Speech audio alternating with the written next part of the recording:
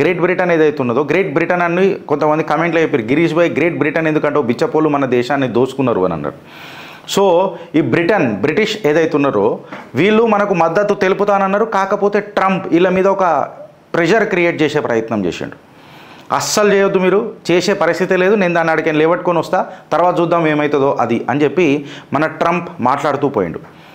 ఈ తమాషా మొత్తం ఇన్ఫ్యాక్ట్ ఇదైతే ఎప్పుడైతే హ్యాంగర్లకు మనం తీసుకొద్దామని అనుకున్నాము, అంటే ఓవరాలింగ్ సెంటర్లకు సర్వీస్ సెంటర్లకు ఎప్పుడైతే సర్వీస్ సెంటర్ అనేది వర్డ్ కరెక్ట్ కాదు, నేను మీకు అర్థం కానీ చెప్తున్నా, ఎప్పుడైతే విమానం సర్వీస్ సెంటర్ లోపలికి మనం తీసుకొద్దామని అనుకున్నామో రష్యా మద్దతు తెలుపుతానన్నది.